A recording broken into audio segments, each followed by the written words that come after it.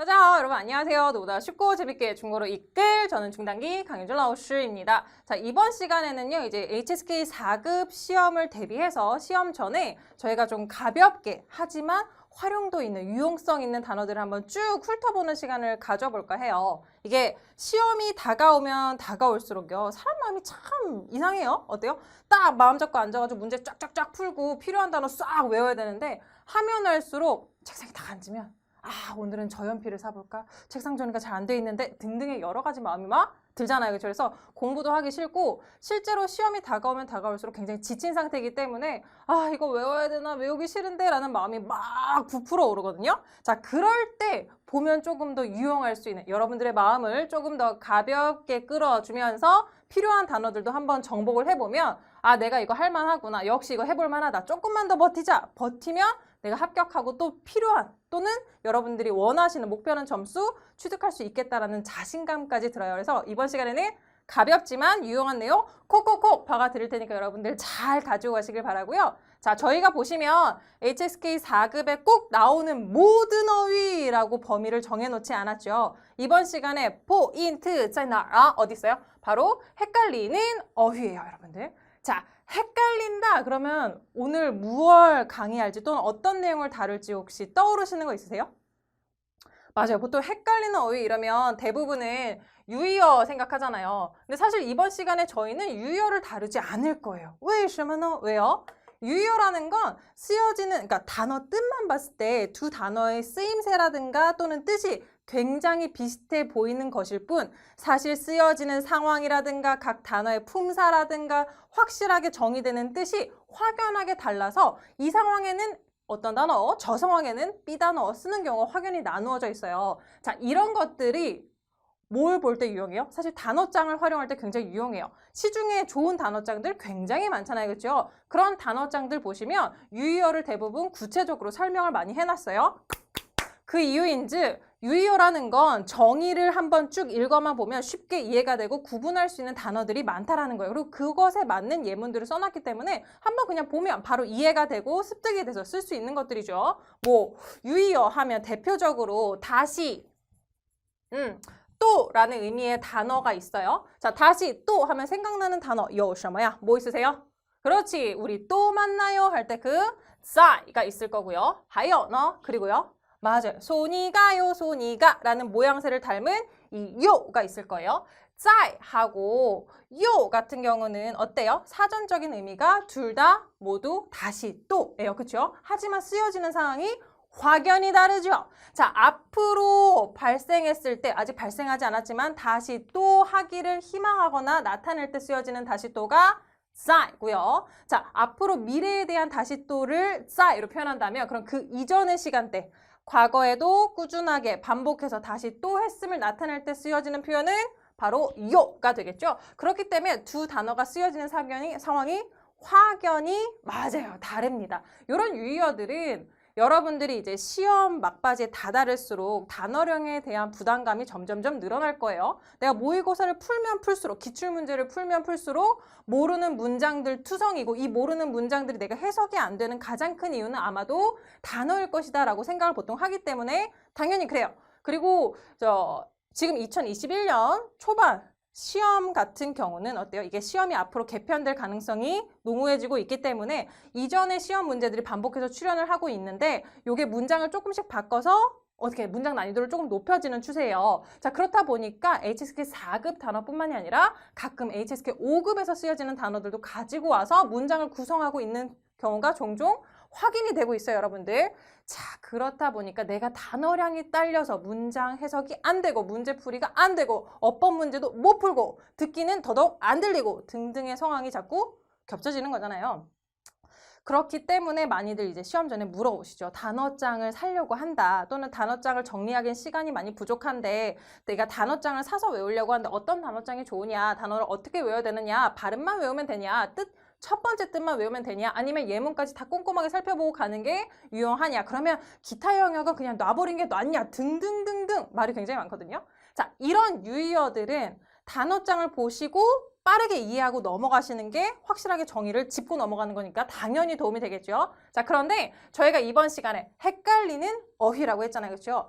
단순히 표면적인 뜻만 보고 이 단어의 쓰임새를 유추한다거나 또는 단어장 같은 경우는 A, B, C, D 발음에 따라서 단어들을 정리해 놓은 경우가 많기 때문에 내가 전혀 주제 없는 다양한 단어들을 반복해서 봐야 되고 이해하고 살펴봐야 된단 말이에요. 그러면 해당 단어에 대한 이해도는 떨어질 수밖에 없어요. 그러므로 사실 제가 권장하는 방법은 시험 직전이라고 할지라도 물론 시험 전에 유용한 기출 단어들을 매일 50개 정도씩 그냥 꾸준하게 눈으로 보고 읽고 뜻을 파악하고 넘어가시는 건 당연히 좋아요. 이건 시간도 많이 들지 않으니까. 하지만 더 좋은 것은 맞아요. 기출 독해 문제들을 꾸준하게 풀어보시면서 주제별로 파악할 수 있는 단어들을 여러분들이 따로 단어장을 꼭 정리하지 않더라도 여러분들 그 모의고사나 기출문제 그 시험지나 하나의 종이 있죠? 그 독해 지문 여기까지 있으면 그 옆쪽에다가 간단하게 메모를 해놓고 시험 전까지 반복해서 해당 주제의 단어들을 보시는 걸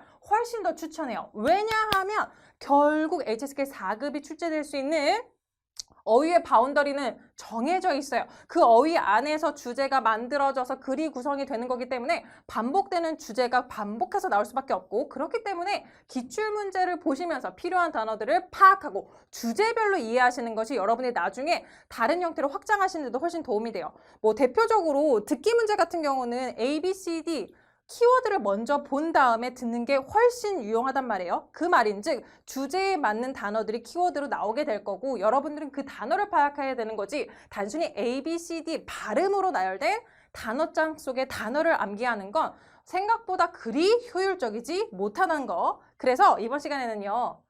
제가 말씀을 드리는 건 우리가 익숙하고 알고 있는 문제를 푸는 건 그냥 내 만족감뿐일 수 있어요. 내가 이 문제를 어느 정도 알고 있는데 이걸 또 풀었어. 난 매일매일 꾸준히 하고 있어. 물론 이것도 정말 중요하지만 새로운 독해 지문을 보시면서 하루에 한 문제에서 두 문제만이라도 속독을 연습하시고 그 독해 내가 읽어본 문장 속에서 나온 단어들. 왜냐하면 결국 그 내용들은 4급이라는 주제 속에서 나온 독해 지문이니까 결국 추후에 또 쓰기 영역이나 듣기 영역으로 반복해서 여러분들이 마주하게 될 시험에 뿅 출제할 수 있단 말이에요. 그래서 단어장을 지금 사서 암기하시는 것보다는 여러분들 읽고 계신 독해 지문 속의 단어를 가볍게 간단하게 최대한 시간을 활용하지 않는 선에서 최소한으로 하는 선에서 정리하시고 그걸 반복해서 읽고 넘어가시면서 주제에 관련된 단어들을 확장하시라고 말씀을 드리고 싶고 만약에 유의어에 대한 부분이 정리가 안 돼 있다면 그런 것들은 시중에 단어장을 구매하셔가지고 여러분들이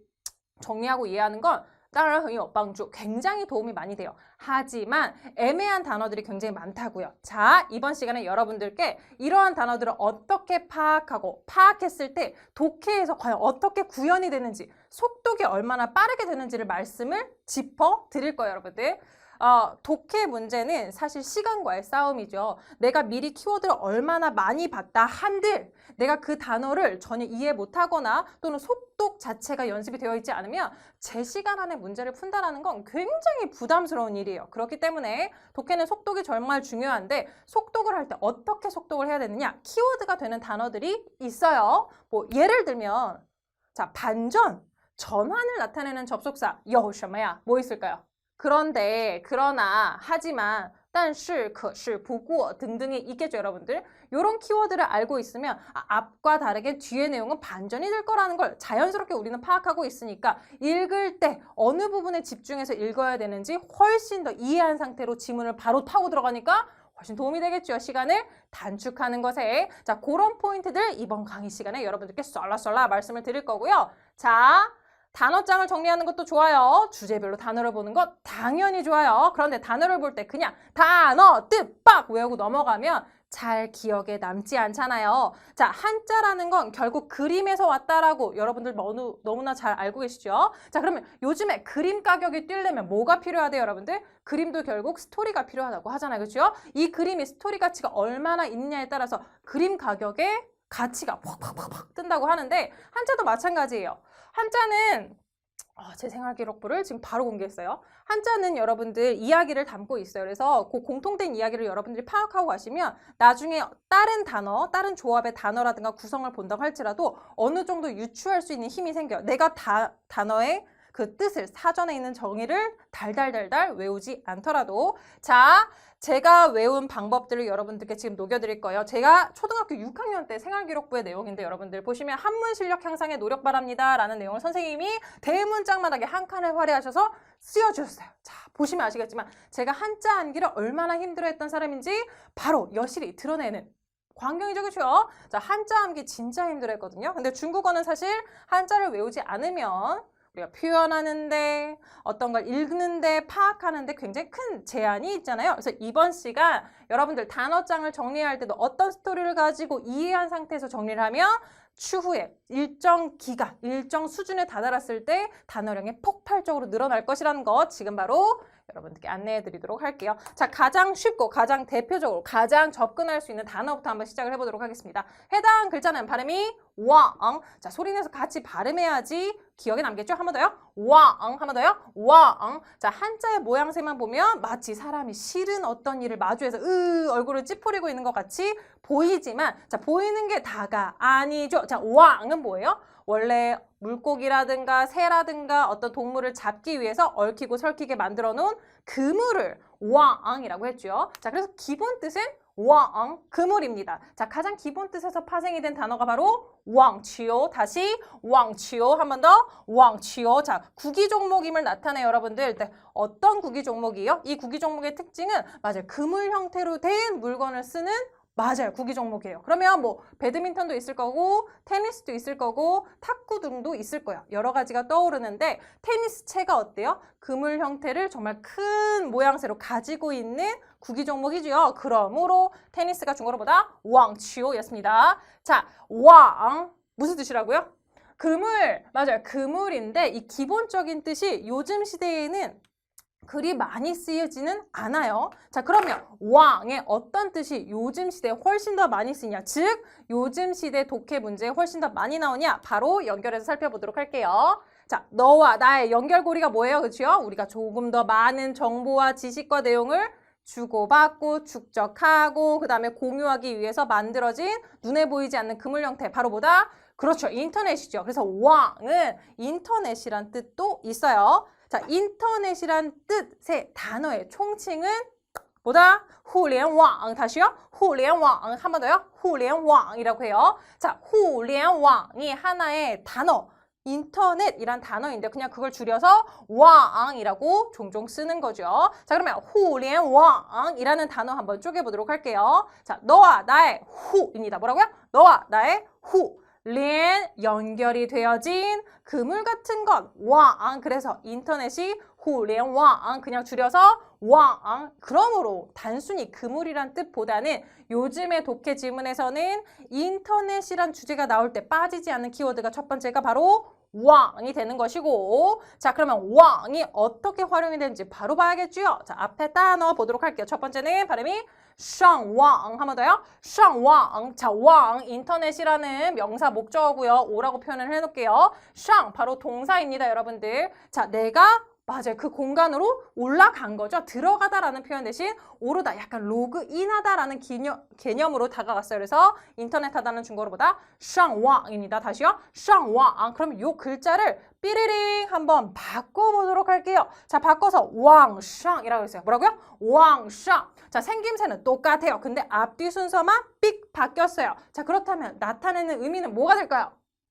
바뀌죠. 자, 앞에 있는 샹은요, 동사로서요, 들어가다, 진입하다, 접속하다의 뜻을 가지고 있어요. 내가 삘릴릴리 샹 해서 뭐에 접속한 거예요? 왕에 접속한 거예요. 그런데 왕샹 해버리면 이 공간을 규제하는 단어로 바뀐 거예요. 자, 대표적으로 예를 하나 보도록 할게요. 这是什么呀? 이거 뭐예요? 소파, 중국어로 샤파, 그렇죠. 샤파라는 소파는요, 그냥 하나의 명사죠. 그런데 만약에 제가 이거를 소파 위라고 규정 지어버리면 이 소파 위라는 하나의 단어라고 합시다. 하나의 단어는 즉 무엇을 나타내는 단어가 돼요? 맞아요. 장소 개념을 나타내는 단어가 되는 거예요. 그죠?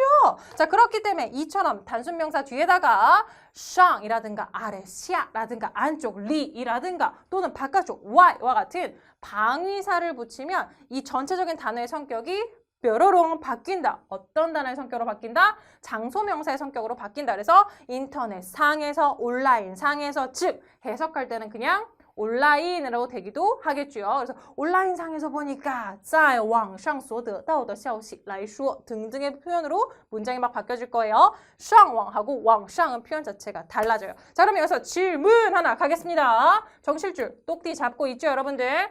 网上은 하나의 장소 명사예요. 온라인 상이라는. 그러면 이 장소 명사와 호응하는 동사는 누가? 有谁야? 있을까요? 그렇죠. 자, 여러분은 아무 대답도 안 했는데 저 혼자 그렇죠 이러면 엄청 뻘쭘할 거예요. 자, 뭐가 있을까요? 장소 명사를 받은 거예요. 그러면 맞아요. 방향성이 있는 동사들이 장소 명사를 받죠. 예를 들어서 어디에 있다, 존재하다, 在, 어디로 향해 갔다, 到 또는 가다, 去, 오다, 来와 같은 표현들이 장소 성격을 띤 동사가 되는 거죠. 자, 이런 장소 성격을 띤 동사들은 뒤에 장소성 명사가 와야 이 문장이 비문이 아닌 완벽한 문장이 돼요. 그래서 어디서 산 거야? 아, 인터넷에서 산 거야. 그럼 어떻게 할까요? 在网上 온라인에서 이 공간에서 买的 산 것이 됩니다. 물론 여기서 在는 전치사로 쓰였지만 이 물건 어디서 볼 수 있어? 온라인에서. 온라인에 있어 라는 표현은 在网上 되는 거죠. 在网上. 자, 이때 쓰여지는 동사는 어디에 있다, 위치하다 라는 뜻의 맞아요. 在가 되겠어요. 어디에 있다. 넘어갈게요. 자, 그러면 여러분 우리가 왕이라는 기본 뜻도 파악을 했고 사실 실질적으로 많이 쓰여지는 확장 뜻도 파악을 했어요. 그렇다면 만약에 우리가 단어장을 정리한다. 그러면 어떻게 정리를 하게 되느냐? 독해지문을 읽어보면 그 주제에 관련된 여러 가지 키워드가 나올 수밖에 없어요. 그렇기 때문에 여러분들이 뜨문뜨문 단어장을 사가지고 의미 없는 단어들의 반복을 읽고 있을 게 아니라 뭐예요? 주제에 맞는 단어들을 봐야 되는 거죠. 그럼 예를 들어서 뚜루루루룩 다 나오진 않더라도 몇 가지가 중복해서 지문에서 나오게 될 거예요. 그러면 한꺼번에 정리해서 외우는 게 여러분들 기억에도 훨씬 도움이 될 것이고 훨씬 더 시간을 단축해서 외울 수 있는 방법이 되겠죠. 자, 위에 거부터 볼게요. 왕, 루, 맞아요. 왕, 인터넷으로 루 연결이 됐다. 그래서 인터넷을 그냥 왕, 루, 온라인, 왕, 루이라고 합니다. 互联网이라고도 하고 网络라고도 하는 거예요. 两种说法都有. 두 가지 단어 다 있어요. 网友,网友, 다시요. 网友. 자, 온라인상의 친구란 뜻이죠. 그래서 네티즌 좋아요. 네티즌 网友 다시 网友 좋아요. 网站. 자, 인터넷에 들어갔더니 짠 하고 바로 보여지는 것 무엇입니까? 그렇죠. 서버, 웹사이트가 되겠죠. 그래서 웹사이트 网站 한 번 더요. 网站 좋아요. 店 무엇입니까? 맞아요. 매점, 상점, 가게와 같은 것들 다 무슨 店이라고 표현을 하죠. 자, 그러면 이 가게는 店在哪儿开的 어디에서 연 거예요? 网上开的 온라인에서 연 거죠. 그래서 맞아 뭐예요? 맞아 온라인 쇼핑몰 중국어로 网店 다시요. 网店 하나 더요. 발음은 왕인 한 번 더요. 왕인 한 번 더요. 왕인. 인자는 금은보화할 때 은자예요. 그런데 이 금은보화를 어디다 우리가 많이 모아놓죠? 요즘에는 금은보화는 아니지만 돈을 인항, 은행에다 모아놓죠. 그래서 온라인 뱅킹, 그렇죠. 인터넷 뱅킹 중국어로보다 좋아요. 한 번 더. 왕인 한 번 더요. 왕인 한 번 더요. 왕인 한 번 더요. 왕인 좋아요. 넘어가도록 할게요. 자, 이렇게 단어들을 정리하다 보면 왕과 관련된 키워드들을 보게 되겠지만 사실 왕과 관련된 키워드 외에 또 추가적인 단어도 보게 되겠죠. 예를 들어서 요즘에 온라인에 접속하면 정말 많이 보게 되는 표현 중에 하나가 누구예요? 미마, 빠질 수 없죠. 다시요. 미마, 한 번 더요. 미마, 좋아요. 미는요. 위에 지붕이 보이고요. 필수할 때 필자예요. 그렇죠? 필승할 때 그 필자잖아요. 그렇죠? 필이 집은요. 산속같이 아주 깊숙이 은밀한 곳에 남이 쉽게 볼 수 없는 것에 지어야 된다를 표현한 한자가 바로 이 미예요. 중국 전통 가옥들을 보면 보통 이렇게 몇 겹으로 둘러싸여져 있어요. 그래서 문이 물론 이건 잘 사는 집들이었겠지만 대문이 있고 안채가 있고 그 다음에 메인 방으로 들어가는 문이 따로 있었거든요. 이처럼 집이라는 공간은 바깥 세계와 확실히 구별이 되어져야 되는 공간이다라는 개념이 중국어 자체에 중국 사상 자체에 있단 말이에요. 그렇기 때문에 은밀한 곳에 긴밀한 곳에 아무도 모르는 곳에 즉 비밀이란 뜻을 나타나게 되는 거예요. 미마 그럼 비밀 코드이기 때문에 맞아요. 패스워드, 비밀번호가 중국어로보다 미마, 비밀번호, 미마, 비밀번호, 미마, 비밀번호로 어떻게 할 것을 요구하나요? 在网上에서는. 그렇죠. 改密码 할 것을 요청합니다. 한 번 더요. 改密码 한 번 더요. 改密码 좋아요. 개혁 또는 뭐 변화를 나타내는 改 고치다, 바꾸다, 교체하다 라는 뜻의 표현이었어요. 그래서 이렇게 단어장이 같이 구성이 되겠죠. 자, 이 밖에 요즘에 독해 지문으로 참 많이 나오는 주제 중에 하나가 이제 택배, 온라인 쇼핑에 관련된 내용이 정말 많이 나오는데요. 그렇다 보니까 앞에서 나온 키워드들 듣기라든가 독해에서 나올 경우 상황이 정말 많고요. 자, 이 상황은 뭐예요, 여러분들? 물건을 내 집 앞까지 나에게 바로 전달해주는 모양이죠? 그럼 중국어로 어떻게 한대요? 送货上门이라고요. 다시요. 送货上门. 이게 사자성어도 아니고 이걸 그대로 외우려고 하면 대갈박이 터지겠죠? 자, 送货上门 표현을 끊어서 보도록 할게요. 송, 배송하다죠. 그러면 뭘 배송했겠어요? 货는 당연히 화물, 물건이라는 뜻이겠죠. 그래서 물건을 배송하다가 중국어로 뭐예요? 送货. 그렇죠. 택배가 送货가 되는 거죠. 上门. 자, 등장했어요. 어디로? 내 집 문 앞까지. 그래서 집까지 배달하다가 중국어로 뭐예요? 우선 배달을 해야지 내 집까지 올 수 있는 거죠. 동작이 발생하는 순서대로 나열하는 게 중국어의 특징. 그래서 送货上门이 됩니다. 자, 免费送货,货到付款 이런 표현도 정말 많이 보이거든요. 듣기 지문에서도 나올 수 있고요. 자, 免费 맞아요. 비용을 면제해줬어요. 그래서 공짜예요. 자, 비용을 받지 않습니다. 무료입니다. 送货 무료로 배달해드리고요. 货到付款 자, 요거 한번 사자성어 아니니까 표현 쪼개보도록 할게요. 货 무슨 뜻? 화물, 물건 맞아요. 상품, 到 도달하다 그렇죠. 물건이 도착하면 付 지불하다 할 때 후. 만약에 이 후라는 동사를 몰랐다면 뒤에 있는 뜻으로 앞에 있는 후라는 단어의 뜻이라든가 품사를 한번 유추해 볼 수 있어요. 자, 그렇다면 관, 딱 봐도 겁나 어렵게 생긴 이 관 무슨 뜻일까요? 자, 이거 외우려고 그러면 대갈박이 터지죠. 특히 PPT 형태로 시험 보시는 분들은 한자 획순 하나 틀려버리면 전체 한자 감점되기 때문에 한자 획순 어렵게 생기면 생길수록 조금 더 주의하셔서 유의 깊게 보셔야 되죠. 요거 한자 한번 쪼개보도록 할게요. 위에는 무슨 사? 선비사. 자, 선비의 선비예요. 선비인데 선비의 볼시자거든요. 드러나다라는 뜻이에요, 여러분들. 선비에게서 드러내고 싶은 어떤 욕구, 마음, 생각이 있는데 선비들이 점잖해야지. 또 내가 마음에 있는 어떤 그런 욕망, 욕구 또는 욕심을 그냥 마구잡이로 드러내면 되겠어요? 당연히 안 되겠죠. 그럼 요걸 좀 어떻게 위장해 볼까요? 그래요. 옆에 뭘로 위장했어요?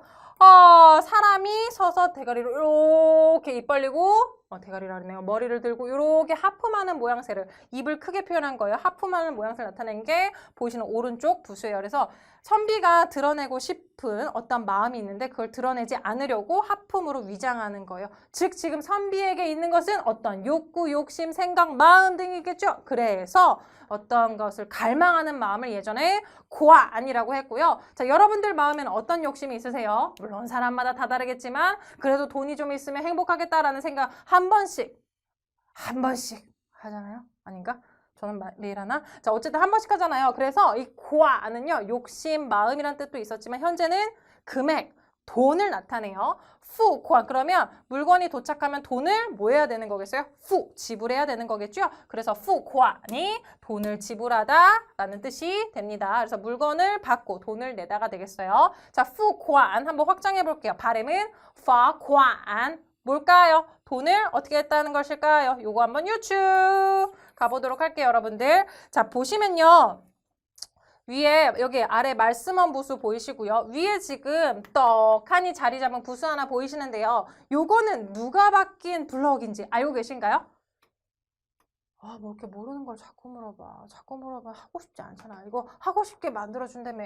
맞아요. 여러분 제가 안 한 거를 또 물어보진 않겠죠. 이거 그물망자 있죠? 그물망자가 다른 글자와 함께 단어를 조합해야 돼서 구성을 될 때는 글자의 미학을 위해서 이렇게 간축해줬어요. 그래서 요 글자 보시면 그물망자라고 보시면 돼요. 자, 그러면 뭐예요?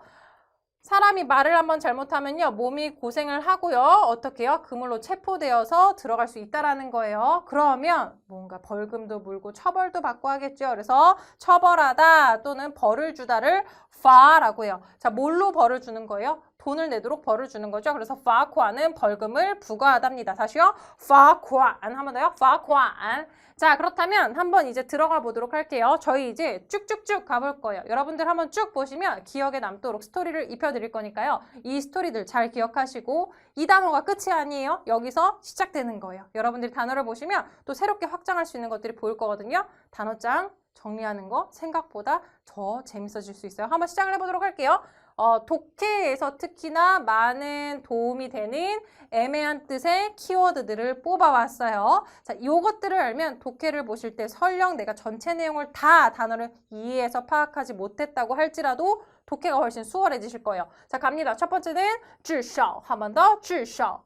至少. 자, 少는 무슨 뜻인지 도동. 대부분 아시죠? 적다라는 뜻이에요, 분량이. 자, 그러면 적다랑 같이 구성이 되고 있는 한자 至는 무슨 뜻일까요? 至 한자 구성 보시고요. 보시면 위, 아래로 구성이 되어 있어요. 자, 화살촉에 윙! 모양새예요. 그래서 어디에 박혔어요? 흑토자죠? 땅에 쿡 박힌 모양새예요. 자, 화살이 날다 내가 땅에 콕 박혀버렸네. 예전에는요, 깃털이 아주 멋지고 그런 신성한 활이 신성하게 없어요. 어쨌든 신성하다고 만들어 놓은 이 활을 쏴가지고 그 활이 떨어진 곳이 신성한 곳이라고 믿고 거기다가 제단을 올리고 제사를 지내고 제물을 올렸다고 하죠. 그렇죠? 자, 그렇기 때문에 그러한 뜻을 나타내요. 화살촉이 땅에 떨어지다가 뭐다? 至. 자, 그러면 무슨 뜻이겠어요? 도달하다, 도착하다가 중거로 至. 자, 그러면 도달해서 뜻이 끝나지 않아요. 자, 도달했다라는 건 내가 더 나아갈 여지가 있다, 없다? 매요. 없다. 더 이상 도달할 더 갈 곳이 없다. 그렇기 때문에 마지막 극한의 상태, 극도로의 뜻을 나타내요. 그러면 至少는 무슨 뜻? 자, 이미 도달해서 더 갈 데는 없는데 내가 여기 왔지만 아무리 못해도 요만큼은 있어야지. 어떻게 사람이 매정하게 0도 없냐라고 할 수는 없겠죠. 그래서 도달했지만 그 원하는 범위가 적은 양만큼 있었으면 좋겠다라는 뉘앙스를 띠고 있는 단어가 바로 뭐예요? 至少. 그러면 어떻게 해석이 되면 좋을까요? 자, 적어도 최소한 至少. 적어도 최소한 至少. 발음 至少什么意思? 적어도 최소한. 자, 그렇다면 독해를 볼 때 어떤 게 포인트가 될까요? 최소한 무엇 한다라든가 최소한 이건 하지 않는다. 즉, 독해에서 정말 좋아하는 시험 포인트 중에 하나가 뭐예요? 최상급이죠. 최상급은 100% 답이 될 수도 있고 100% 답이 안 될 수도 있어요. 거의 50대 50으로 문제가 출제가 돼요. 그렇기 때문에 독해를 읽으실 때, 듣기를 들으실 때 至少가 나오면 그 뒤에 내용에 여러분 귀 쫑긋하고 들으셔야 되는 거예요. 왜요? 최소한 이걸 한다든가 이걸 안 한다로 바로 답을 파악할 수 있으니까요. 자, 每读一本书我都至少会写一页的读书笔记라고 했어요. 그렇죠? 매번이요. 읽다. 무엇을요? 한 권의 책. 동그라미 친 게 동사, 뒤에가 목적어예요, 여러분들. 자, 매번 한 권의 책을 읽을 때마다 我都 저는요, 항상 늘 강조 至少 합니다. 그럼 어디에다가 포인트 둘까? 오케이, 뒤에가 포인트구나. 후이 분명히 하죠. 写습니다 라는 동사요. 하나 또 안 보이니까 흰색 갖고 올게요. 写습니다. 2页的 한 페이지에 독후감 读书笔记 또는 독서 필기 또는 독서 기록을 한 페이지 쓴다라고 했어요. 자, 책을 한 권 읽을 때마다 나는 적어도 독서 기록을 한 페이지 쓴다. 자, 至少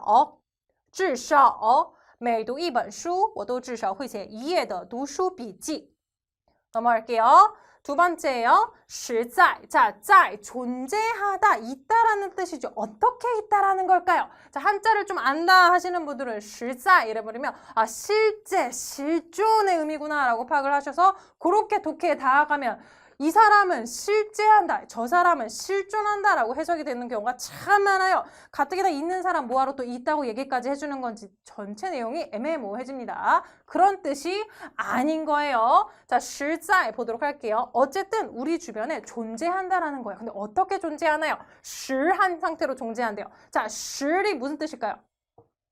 무슨 뜻일까요? 实이라는 한자는 어떤 이야기를 갖고 있을 것 같으세요? 자, 집이 있어요. 여기 위에 집 뚜껑이고요, 여러분들. 집이 있고요. 빨간 펜. 그리고요. 머리를 나타내는 더 두자죠. 집안의 머리, 가장이 되겠죠. 그렇죠? 집안의 우두머리라고 하면 좀 이상하니까. 자, 우리 집에 있는 가장은요. 거짓됨이 없이 항상 성실하고 충실하다를 나타내는 거예요. 그래서 이런 포인트가 있어요. 충실하고 거짓이 없고 진실하다가 바로 실이라는 한자 자체가 갖고 있는 뜻입니다. 그렇다면 실자에는 뭐가 될까요? 맞아요. 거짓 없이 사실적으로 존재한다. 성실하게 존재한다라는 거예요. 그럼 뭘 묘사하는 것 같으세요? 이게 크게 두 가지 형태로 쓰여지거든요. 첫 번째 뜻, 두 번째 뜻. 나왔네 여기. 자, 보시면 형용사 정직하다라는 뜻을 실자이로 표현해요, 여러분들. 그래서 보통 사람을 묘사할 때 이 실자이라는 표현을 참 많이 쓰거든요. 아까 시작 때 말씀드렸죠. 타은 실자이. 그러면 그 사람은 우리 주변에 존재한다가 아니고 그 사람은 참 알짜배기다. 그 사람은 참 성실하다. 그 사람은 참 거짓 없고 그 다음에 충실하다라고 해석이 될 수 있는 거예요. 어쨌든 아주 괜찮은 사람을 묘사할 때 이 실자이라는 표현을 씁니다. 그래서 이런 뜻의 꼴까닥 속아 넘어가면 안 되겠죠. 자, 진실하다, 정직하다라는 뜻 말고요. 지금 위에 보시면 부사로 확실히 정말이라는 뜻 보실 수 있어요. 거짓말 없이 정말 이래. 거짓 없이 실자, 진짜 우리 주변에서 이렇게 있다니까. 자, 뭐예요? 맞아요. 현재의 상태를 훨씬 더 극대화해서 강조할 때 쓰여지는 정도를 나타내는 부사예요. 그래서 실자이가 단순히 실제가 아니라 정말로 실질적으로 이러하다를 나타냅니다. 그래서 보시면 실자이가 쓰여지는 문장들은 단독으로 정도부사로 쓰여지기보다 정말이지 너무나 이렇습니다. 정말이지 굉장히 어떠합니다. 강조에 강조를 더해서 극대화한 강조를 표현하는 거예요. 그래서 实在太 삐리리 러 그러면 그 뒤에 나온 강조한 내용 자체가 답이 되는 경우가 참 많아요. 자, 实在什么意思呀? 实在 확실히 정말 또는요 성실하다, 충실하다라는 사람을 나타내는 표현으로도 쓰인다 그랬었어요. 자, 专业运动员跑的速度 자, 속도입니다. 어떤 속도입니까? 프로 운동 선수가요. 专业 프로 运动员 운동선수가 跑 뛰는 이에요. 자, 프로 운동선수가 뛰는 속도는 어떻습니까? 实在 정말이지 뭐예요? 너무나 快了 빠릅니다 라고 하는 거죠. 그래서 实在太 그러면 정말이지 너무 어떠해요? 자, 바로 가보도록 할게요. 实在实在实在专业运动员跑的速度实在太快了 좋아요. 두 번째 넘어가 보도록 할게요. 尤其 자, 尤其 지라는 한자는 고대 한어에서 왔어요. 대명사예요. 그 또는 그것을 가리켜요. 특정한 것을 콕 집은 게 바로 누구예요? 지예요. 근데 그것이 어떻다는 건가요? 앞에를 볼게요. 여우. 자, 여우를 보면 혹시 떠오르는 여러분들이 좀 더 쉬운, 익숙한 한자 뭐 있을까요? 큰대자 중국어로 이렇게 쓰죠. 자, 큰대자는 사람이 양팔과 양다리를 쭉 편 모양새. 그쵸? 자, 근데 지금 큰대자에서 약간 변형이 됐어요. 한쪽이 구부러졌어요. 그 말인즉 온전치 못하다는 거. 그래서 절름발이를 나타내는 한자가 발을 저는 사람의 모양새를 나타내는 한자가 바로 요 한자예요. 자, 이 절름, 발이 다리가 온전치 못해요. 걷는 게 너무 힘들어. 그렇다 보니까 뭐예요? 무언가 하나 또는 지팡이라고 할 수 있겠네요. 지팡이를 의지해서 이 다리가 불편한 사람이 길을 걷는 모습을 보면 어때요? 저 사람 어떡하지? 우리가 도와드려야 되나? 도움이 필요한가? 등등의 생각할 수 있겠죠. 두드러지기 때문에 그래요. 그 모양새가, 모습이. 그래서 두드러지다라는 뜻의 단어가 바로 뭐예요? 여우예요. 여우. 자, 두드러진대요. 뭐가요? 그것이요. 그래서 많은 범위 중에 특정한 것을 콕 꼽아서 그 특히나, 더욱이나 를 나타내는 단어가 바로 뭐예요? 尤其 부사 특히 더욱입니다. 다시요. 尤其 자, 尤其가 쓰여지는 상황을 보도록 할게요. 尤其尤其这几道菜的味道都不错尤其是饺子 자, 어떻게 쓰여지는지 보도록 합시다.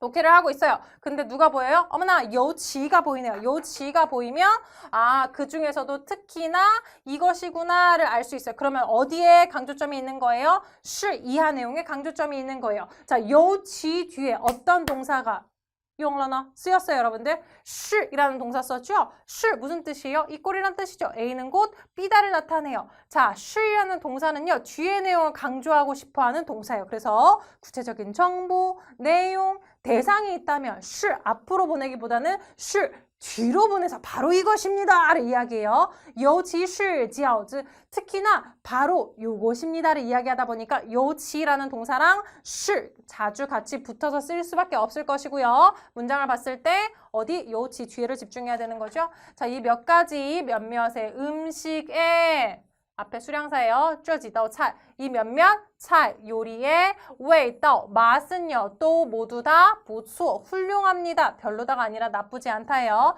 특히나 만두가요. 자, 尤其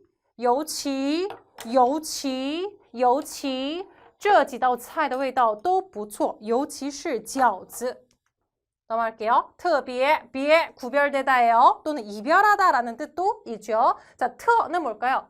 오른쪽, 왼쪽 뒤져보세요. 왼쪽은 소우자, 왼쪽은 사찰을 나타내는 글자예요. 자, 사찰의 소라니 요거 좀 이야기가 있을 것 같아요. 자, 사찰의 소가 왜 있어요? 먹으려고 하는 건 아니잖아요. 그렇죠? 사찰에서는 소를 잡지 않으니까요. 그러면 아주 중요한 행사, 아주 예전이겠지만 행사 등의 어떤 일에, 명절에 뭘 위해서? 맞아요. 제물로 바치기 위해서 소를 잡았던 걸 나타내는 한자가 바로 트예요, 여러분. 그렇기 때문에 사찰의 소는 제물로서 그 의미가 상징적으로 특별하죠. 그래서 특별하다가 트, 다시요. 트, 한 번 더요. 트, 특별하다예요. 특별하다. 특별히 차이점을 보인다. 그렇기 때문에 트하고 비애가 만나죠. 자, 부사로 특히, 각별히, 그 중에서도 특히, 정말로, 너무나 누구랑 뜻이 참 비슷해요? 누구랑 뜻이 참 비슷해요? 앞에 봤던 특히나 여치랑 진짜 비슷하는데 특비에는 그냥 단순히 정도적인 강조를 하는 것뿐이고요. 많은 것들 가운데 특히 유독 한 가지 특정한 대상을 꼽을 때는 여치를 써요. 특비에는 그냥 상태가 매우 어떠하다를 그냥 강조하는 부사일 뿐이에요. 뜻만 봤을 때는 여치와 굉장히 비슷하지만 사실 쓰여지는 상황은 좀 보통 다르다는 거. 자, 이 밖에 형용사로 보통 것에 비해 특별하다, 유별나다 등의 뜻이 있어요. 特别 두 가지 뜻. 特别 한 번 더. 特别他弹钢琴的样子特别美. 자, 그녀가 단钢琴맞아요. 뭐예요? 피아노를 치다입니다. 그녀가 피아노를 치는 모습은요, 어때요? 特别美, 매우 아름답습니다. 이야기하는 거죠. 他弹钢琴的样子特别美. 이 밖에 특별하다라는 형용사 수러로도 쓸 수가 있어요. 자, 수러 가봅시다. 这届毕业生. 자, 여기 나오는 문장들 모두 다 4급 기출입니다. 그렇기 때문에 어렵다고 으악 토할 것이 아니라 다 받아가세요.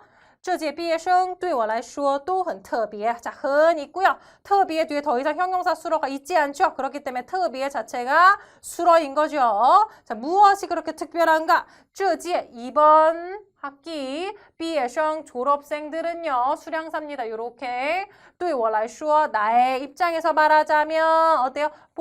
또 모두 다 특별합니다. 였어요. 자, 特别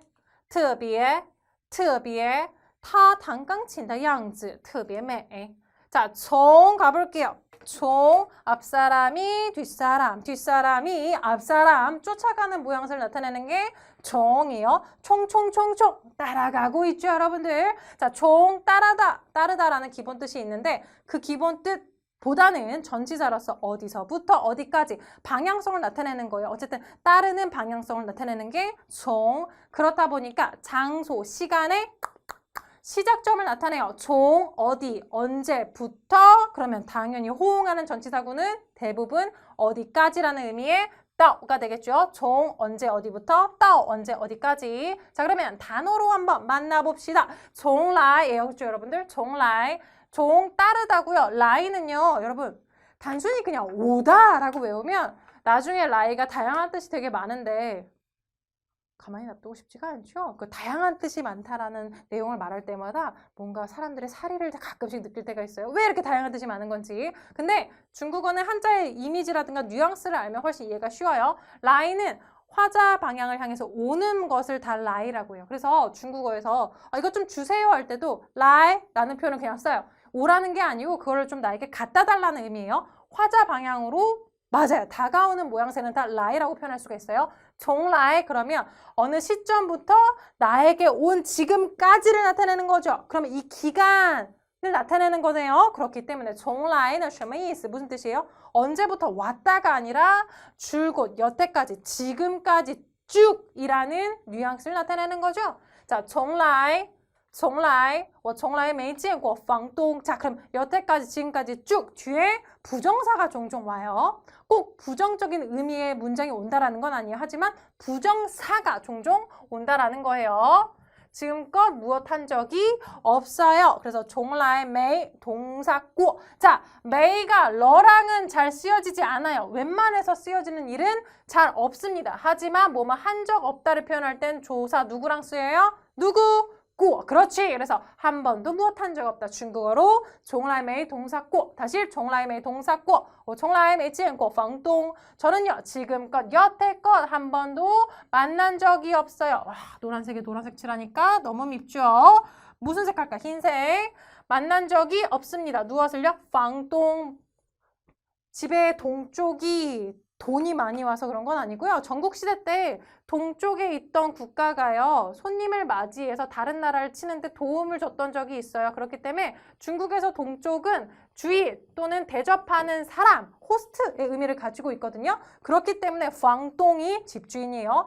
방시 세입자라고 가끔 서쪽을 써서 얘기하는데 이건 사투리에서나 가끔 들리고요. 시험 문제에서 나올 일은 없다라는 거 참고 넘어갈게요. 从来我从来没见过房东. 我从来没见过房东. 자, 공파 무슨 뜻일까요?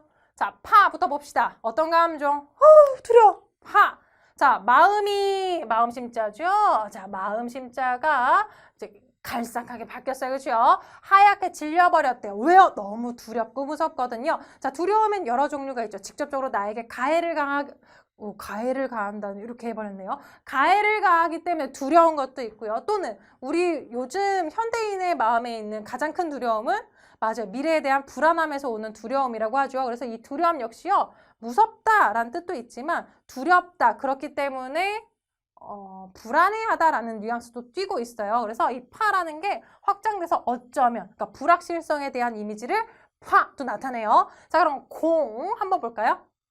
공 유추해보세요. 블록이 3개가 모여서 하나의 집을 만들었어요. 왼쪽 볼록, 오른쪽 볼록, 아래 볼록, 볼록, 볼록, 볼록. 자, 무슨 뜻일까요? 공.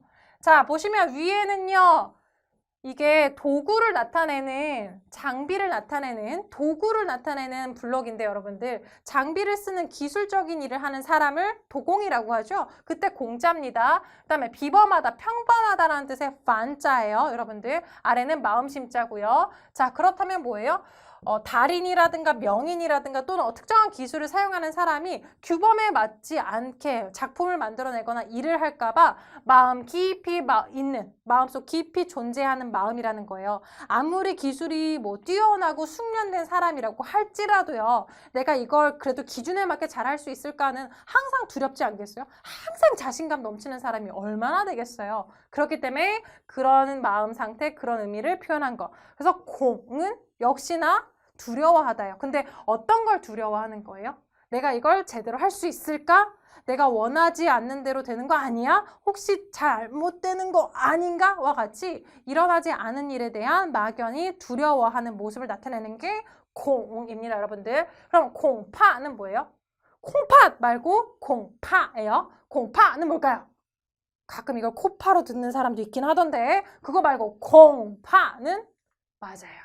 어떤 뜻이겠어요? 아마 뭐일 거다. 아마 무엇일 것이다 라는 추측의 뉘앙스를 나타내요. 그래서 아마도 이렇지 않을까 한데 여러분 보시면 두 개 다 마이너스와 같은 부정적인 뉘앙스의 글자가 만나서 한 단어를 이뤘어요. 마이너스 2개 모였으니까 플러스가 될까? 그건 아니죠. 전체적인 말의 뉘앙스는 부정적인 뉘앙스를 띄고 가겠죠. 그래서 원하지 않은 일이 발생할 것이라 예상하는 뉘앙스의 부사가 공파예요. 그러면 뭐예요? 공파 뒤에 오는 내용은 거의 대부분 발생할 가능성이 높고 한 가지 더 우리가 바로 유추할 수 있는 건 이 말을 하는 화자가 이 일을 원치 않는구나 라는 걸 어디에서 알 수 있는 거예요? 공파에서 알 수 있는 거예요. 大学同学聚会恐怕要往后推了. 자, 대학 동기 모임이에요. 大学同学聚会 대학 동기 모임이요. 공파 할 것이다. 공파 아마도 야오 삐리리 러 임박됩니다. 이렇게 될 것이다. 이렇게 어떻게 될 것이다. 자, 조동사 안에 내용이 있는 거기 때문에 구체적인 어떻게 될 것인지에 대한 내용이 와야 되는 거예요. 그래서 여기 안에 또 구체적인 부사어랑 동사수로가 들어갈 거예요. 왕호 뒤쪽을 향해서 전치사구입니다. 뒤쪽을 향해서 투입 미루다예요. 그래서 대학 동기 모임이 아마도 뒤로 미뤄질 것 같다. 미뤄야 될 것 같다. 라는 뉘앙스를 나타내요. 발생했나요? 还没发生. 다愿不愿意야. 원하는 일이에요? 그렇지 않은 일이죠? 그렇기 때문에 어디서 유추할 수 있는 거예요? 공파, 뉘앙스를 나타내는 단어예요. 자, 공파는 수로는 아니에요. 그렇기 때문에 단독 수로로 쓸 수 없어요. 그러므로 여러분 두렵다라는 동사는 따로 기억해두면 좋겠죠? 자, 단어장을 정리할 때 그런 걸 한번 생각해보는 거예요. 부사가 얘래. 그럼 동사는 누가 있어? 한 번 더 생각해보면 좋고 생각이 안 나면 넘어가도 좋고. 자, 무서워, 두렵다, 하이파. 자, 무섭다라는 건 어쨌든 나한테 위해가 올까봐 두려운 게 가장 크잖아요. 그래서 해치다라는 하이를 써서요. 하이파, 무섭다, 두렵다, 동사수로 하이파였습니다. 넘어갈게요. 공파, 공파, 공파. 大学同学聚会恐怕要往后推了. 자, 应该是. 자, 是 동사 나왔습니다. 무슨 뜻이라고요? 이걸 A는 곧 B다. 어디에 강조점이 있다? 뒤에 여기서 강조해서 나타낼 거야. 그렇기 때문에 구체적인 정보, 대상, 내용 B 자리에 오는 거예요. 자, 이럴 것이다 라고 지금 이야기를 하고 있는데 앞에 인가이가 뭐느냐? 자, 인가이 무슨 뜻인지 알고 계신가요? 맞아요. 조동사예요. 응당, 마땅히, 무엇? 해야 한다. 그렇죠. 나타내는 거죠. 자, 인가이 할 때 까이라는 한자 한번 보시면요. 왼쪽, 오른쪽 블럭이 나뉘어져 있는데요. 자, 왼쪽은 말씀원 부수가 바뀐 거예요. 말이란 뜻이고요. 오른쪽은 돼지를 이렇게 펼쳐놓은 모양새거든요. 맞아요. 돼지고기를 펼쳐놓은 모양새예요. 특히나 좀 정확히 말하면 돼지의 뼈입니다.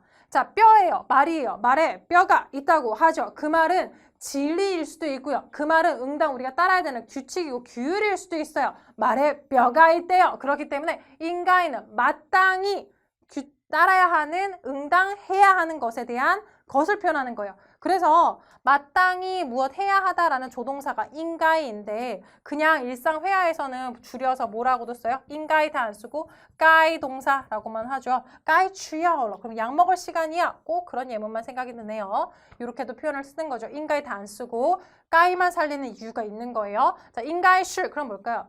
마땅히 이럴 것이다. 실 뒤에 내용 강조하니까 마땅히 이러할 것이다. 라는 추측입니다. 응당 무엇일 것이다. 인가의 슈를 보게 되면 당연히 어디를 보게 되는 거예요?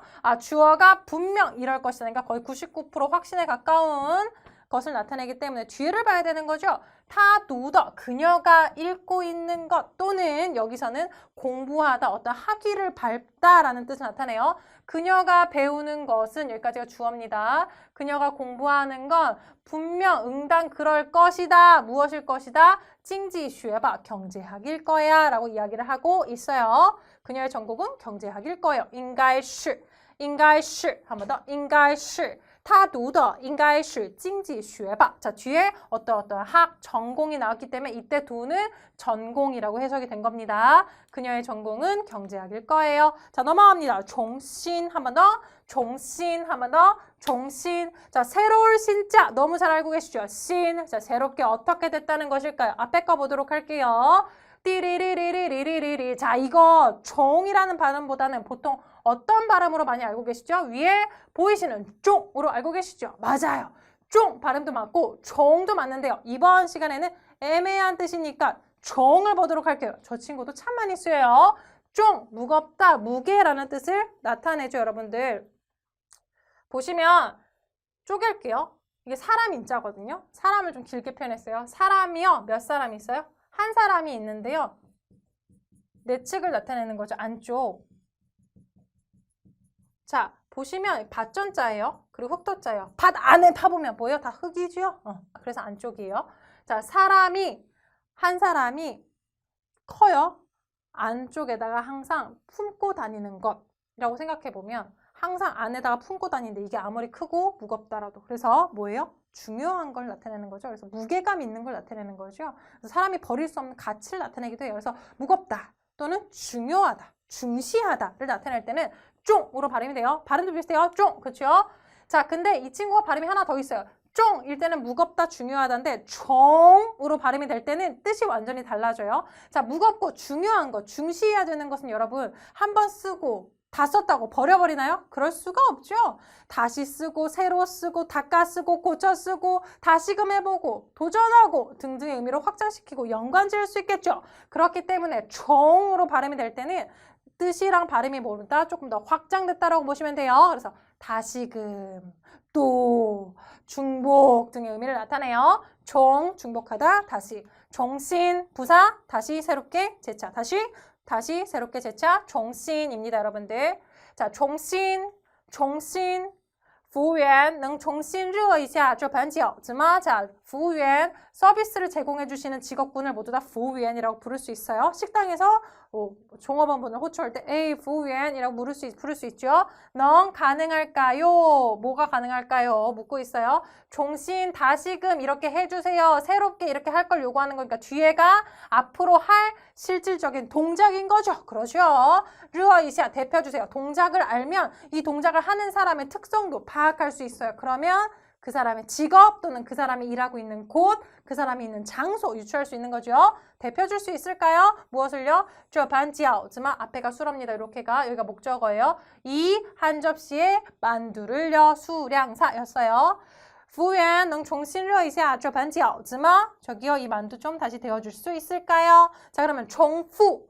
중으로 발음이 안 되고 정으로 됐어요. 그렇다면 무슨 뜻이에요? 반복하다라는 뜻인 거죠. 그래서 중복하다, 반복하다, 정fu, 쇼민 이러면 중복 설명하다인데요. 여러분 이거 중복 설명하다라는 표현에서 보시면 정fu의 품사가 뭘 거라고 생각이 되세요?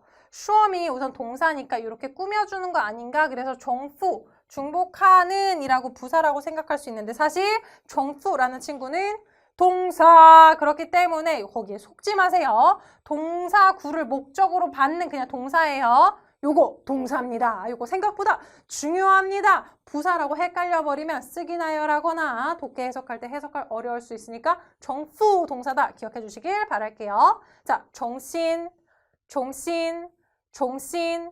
服务员能重新热一下这盘饺子吗? 자, B 갈게요. 두 사람이 같은 것을 보고 서 있어요. 같은 것을 보고 서 있으면 아무리 쌍둥이라도 그 차이가 보이기 마련이거든요. 그렇기 때문에 같은 걸 바라보는 두 사람이 동일하게 서 있는 모습으로 비교하다라는 기본 뜻을 유추해냈고요.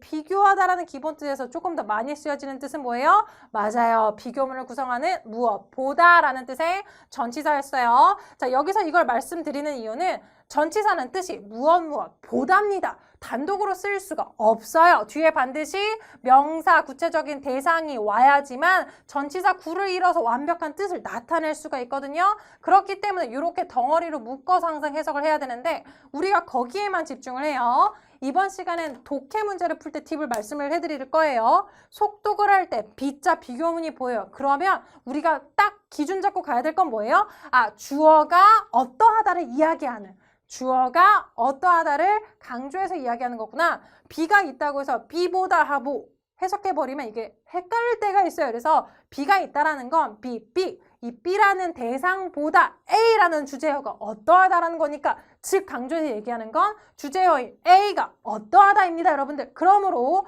해석할 때 A가 어떠하구나를 파악하시면 돼요. 물론 이 B 뒤에 있는 대상을 구체적으로 설명하고 A를 대략적으로 대명사로 지칭할 때도 있어요. 그러면 조금 더 구체적인 가리키는 대상이 뭔지는 물론 B 뒤에 있는 이 대상으로 봐야 돼요. 예문으로 바로 말씀드릴게요.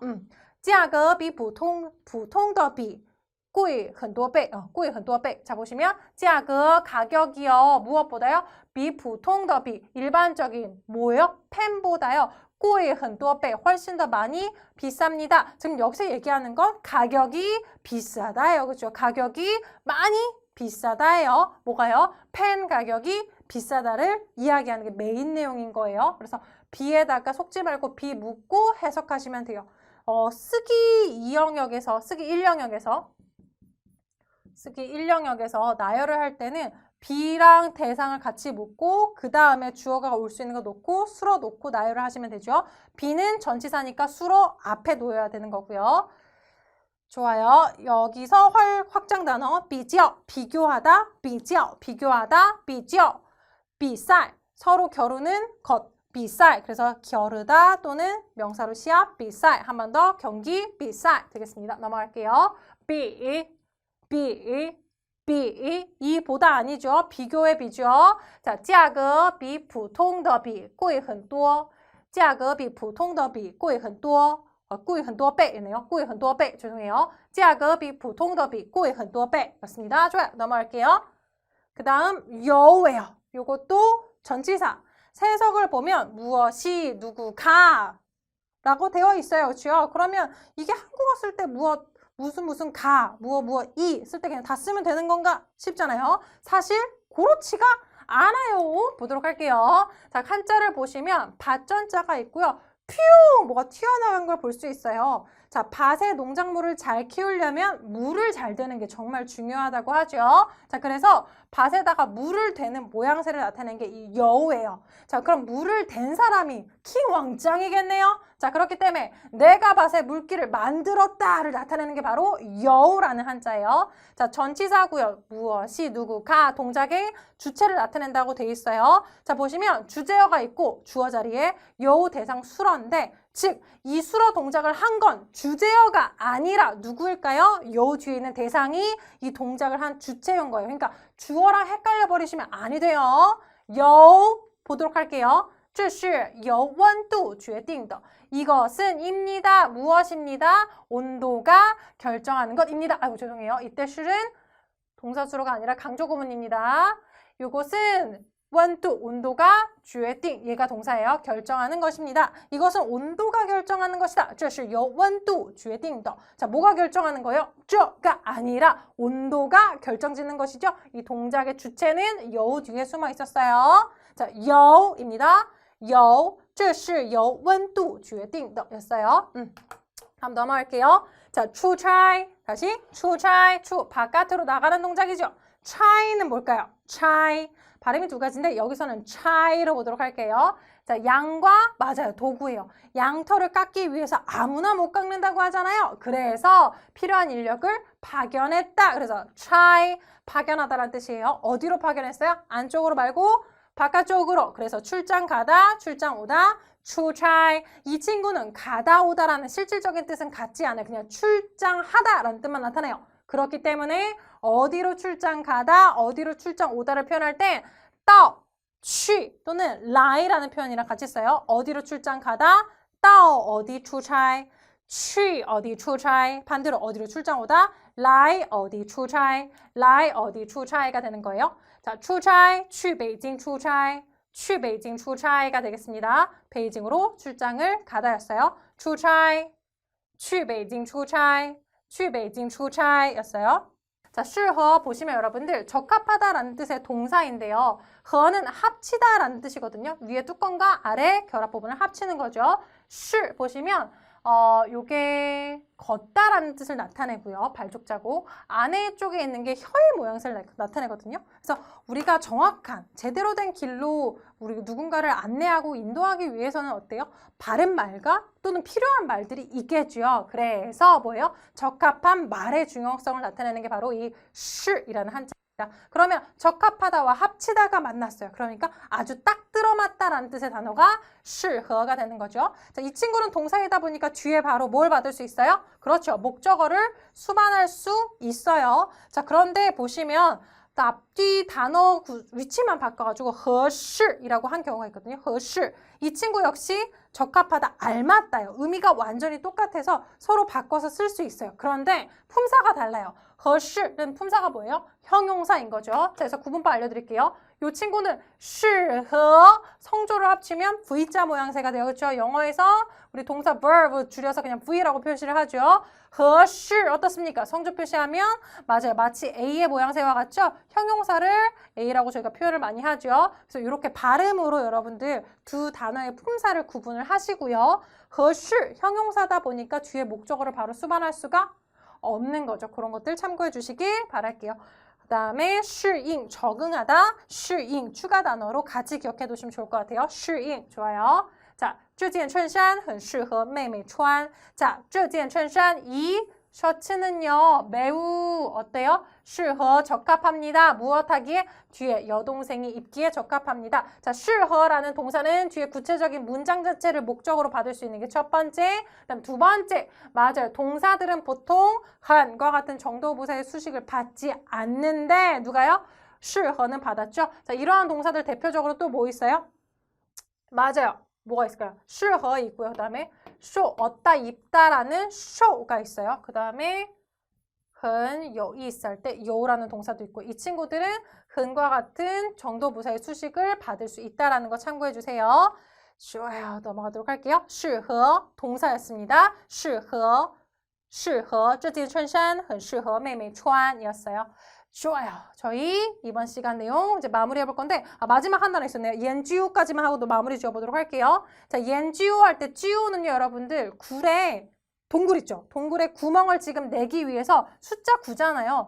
아주 오랜 시간 동안 몰두함을 나타내요. 그래서 연구하다고요. 옌 돌이죠. 그리고 평평하게 펴진 원래 방패의 모양새거든요. 그래서 평평하게 돌로 만든 이 벼루를요. 그러니까 돌을 평평하게 갈아서 벼루로 만든 다음에 벼루를 만드는 건 뭘 하기 위함이에요? 맞아요. 먹을 묻혀 글을 쓰기 위함이죠. 자, 글을 쓴다는 건 뭐 한다는 거예요? 뭔가를 연구하고 발전시키고 배워나간다는 거잖아요. 그렇기 때문에 갈다, 연구하다라는 뜻을 옌이 갖고 있어요. 벼루라는 뜻도 있고요. 자, 옌지오 그러면 맞아요. 아주 깊게 심도 있게 연구하다라는 뜻을 나타내게 되겠죠. 연지오 연구하다, 연지오 연구하다입니다. 근데 단순히 여기 뜻에 속으시면 안 돼요.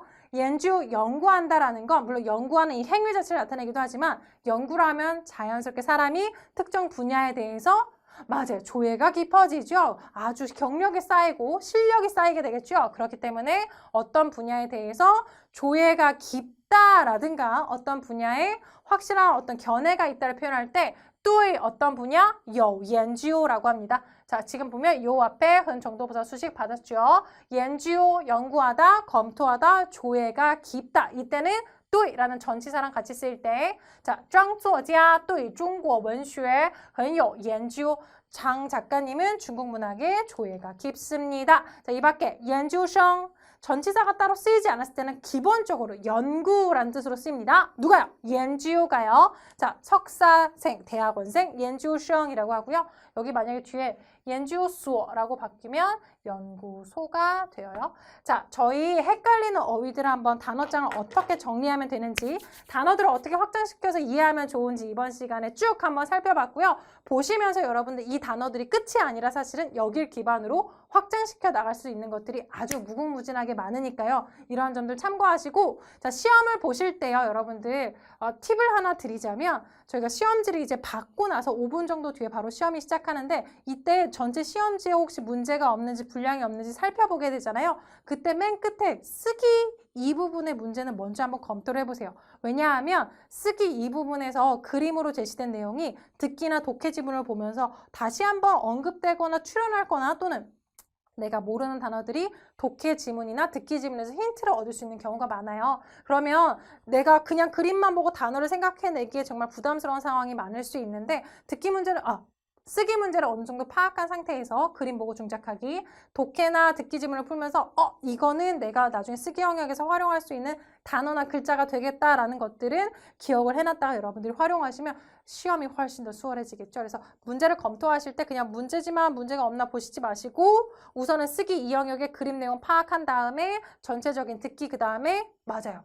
A, B, C, D 보기 지문 보시는 걸로 넘어가시길 추천할게요. 저요 하고 싶은 말이 너무 많아가지고 걱정이 되는 마음에 여러 가지 꾹꾹 쑤셔놨는데요. 여러분들께 도움이 되는 시간이었으면 좋겠네요. 언제든 궁금한 내용은 문의해 주시고요. 여러분 시험 응원할게요. 따자도 싱글러 저희는 다음 시간 다시 만나요.